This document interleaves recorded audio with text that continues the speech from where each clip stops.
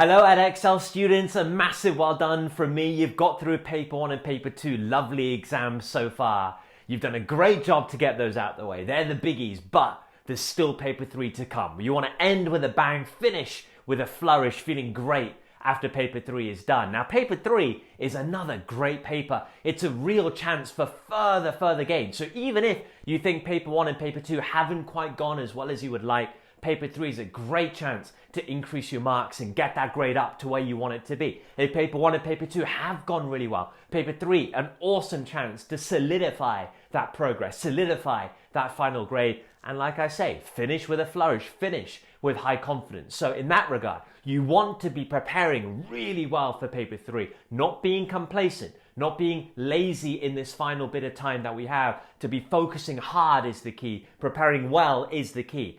Make sure, therefore, in this video, you take in all the advice I'm going to give. I'm going to give you plenty of great advice to prepare well for paper 3, to make sure you can do great in that exam when it comes. But also, I'll be going through the paper so that you feel confident with exactly what you need to do when that exam is in front of you in a few days' time. So make sure you take everything in, you focus accordingly, and you prepare this way. Let's get straight in with some key pieces of advice for paper 3 preparation.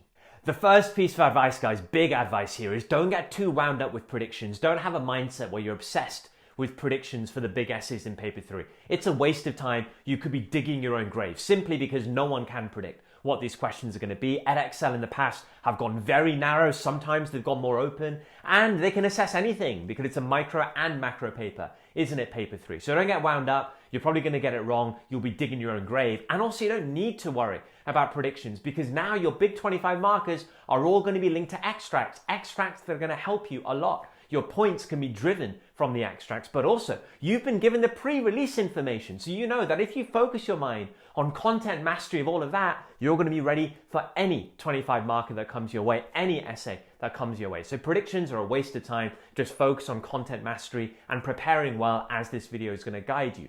But also, what I'd recommend that you do is actually weigh up topic areas that haven't featured yet in paper 1 and paper 2 that you know in the pre-release will be coming up in paper 3. That's a very logical thing to do. That is going to be likely what the 25 markers are going to be on. So that's an effective use of your time, weighing that up. But that still means learning everything else in the pre-release information as well. Trust that, and you'll be absolutely set for the big essays in paper 3. Don't worry about predictions. Second, it is content mastery. That is absolutely fundamental. So like you've done for paper 1 and paper 2, do exactly the same for paper 3. Should be easy this time because a lot of the information in the pre-release of paper 3, a lot of the topic areas, you've already revised for paper 1 and paper 2. There are only a few more unique ones, aren't there, for paper 3. You just got to make sure that you're mastering that content as well. But what you want to be doing really for paper 3 as well is practicing lots of past paper questions. You're lucky in that the structure isn't that different. You're going to have 5 markers, you're going to have 8 markers, you're going to have 12 markers. We've done those before. Really, it's that unique 25 marker that you should be devoting more of your time to practice. So past paper questions for those 25 markers, make sure you're preparing well for those kind of questions will be a very good use of your time, but really it is content mastery. Make sure that's ticking over, use prior notes, add to those notes. Don't be complacent. Make sure that's still strong in the run up to paper 3. Third thing, you want to be really confident with the structure of paper 3 and the unique elements required in this paper 3 exam. I'm going to be guiding you with a walkthrough coming in a second. That will help. But what I do recommend is that you watch my paper 3 exam technique videos in my Edexcel exam technique playlist. That's going to help you in lots of detail, guiding you through the structure, yes, but also all the key techniques you need to answer these questions really well, especially that unique 25 marker. But being confident with the structure of the exam, it is slightly different to paper 1 and paper 2, that's for sure. Is going to help you with time management, and it's just generally going to boost your confidence when paper 3 comes. And lastly, as I've said a lot already, is being really ready for that unique 25 marker. Really, that sets paper 3 apart from paper 1 and paper 2. It's going to be a micro macro effects question. It could be micro macro causes or influences or factors. Basically, a micro and macro 25 marker. You've got to bring in micro and macro elements to answer that question, and it's got to be explicit. Now that's very unique, that's very different, that's maybe not something that you're used to doing. So making sure that your preparation for paper 3 is heavily weighted towards that style of question, it's going to be a good thing. Now, there are two things that I recommend you do to help you prepare for that. First of all, you want to make sure that you're listing micro and macro effects for a variety of topic areas, but also you want to be essay planning prior 25 markers that have been micro and macro questions. That way, you're doing the right kind of preparation for the really unique element of paper 3, an element that you know could catch you out if you don't prepare properly. So knowing that you're preparing really strongly for that question and doing it properly is going to really help your confidence and your performance in paper 3 when it comes. So having considered all that advice, let's now go through a walkthrough of the paper and make sure you're okay with absolutely smashing the paper when it's in front of you. Paper 3 is going to be broken into two sections, Section A and Section B. Both sections are going to have extracts at the start and then a load of questions that follow. The structure of the questions will be exactly the same in Section A and Section B. You're going to have a 5, 8 and a 12 marker in both sections, exactly the same style as paper 1 and paper 2. And then in both sections, you'll have two 25 markers. You pick one out of the two. So in Section A, you'll have two 25 markers there, pick one out of the two. And in Section B, you'll have two 25 markers, pick one out of the two. All questions in both sections, A and B, will be linked to the extracts. That's going to be the structure for Section A, Section B.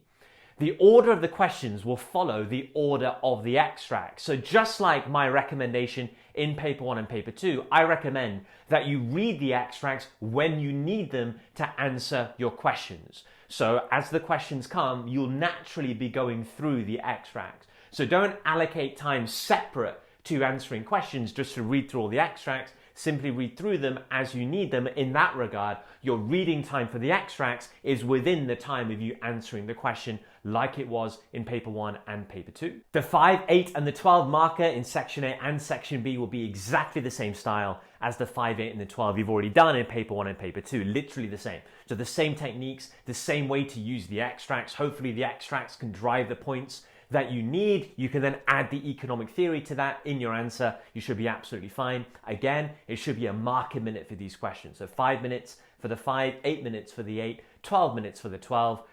Just bear in mind in paper 3, you don't need micro and macro in these questions, especially for the 8 and the 12. They're proper essays. You don't need to worry about having micro and macro elements. So if you see the 8 marker as being more of a micro question, just answer it in a micro way with micro ideas, micro points. If you see the 12 marker, let's say, as a more macro question, just answer it macro. You don't need to mix and match in those essays. You just answer however you need to answer those questions. And then you finish each section with a 25 marker. You choose the best 25 marker from the two options you have in each section. Again, you're looking at 35 minutes for this 25. If you're really good with time management, 5 minutes for the 5, 8 minutes for the 8, 12 minutes for the 12, that's 25 minutes. That gives you 35 minutes then for your 25 marker. You want to have that. That will be a good amount of time to write a great 25 marker. This 25 marker, it's similar to paper 1 and paper 2, but with two unique elements. The first major unique element is now you have extracts to guide you. That's going to be so helpful. Again, ideally, if the extracts are really good, the extracts can drive what you need to talk about in those essays. That's very unique. Second unique element, it's not just going to be micro, it's not just going to be macro, these 25 markers. They're going to be micro and macro questions. That's very unique. You've got to make sure you're planning accordingly. Now, first piece of advice to make sure that you do well on these 25 markers is in the exam itself, hunt down exactly what the question is asking you micro and macro of. So is it micro and macro effects that you need to be writing? Is it micro and macro causes, or micro and macro influences, or micro and macro factors, or micro and macro reasons? What is it you need to be writing micro and macro of? Hunt that down and highlight it so that you're not going off tangent. If it's asking you for micro and macro causes, you're not then writing effects, which would be irrelevant for that essay. So once you hunt down what exactly the micro and macro is of, you can then answer accordingly. So if you know it's effects, micro effects, you might talk about changes in price, changes in quantity, changes in producer revenue, changes in surpluses, market failure kind of issues, or whatever it is that you know is a micro effect, you go into that. If it's a macro effect, you know you should be talking about the macro objectives, changes to growth, unemployment, inflation.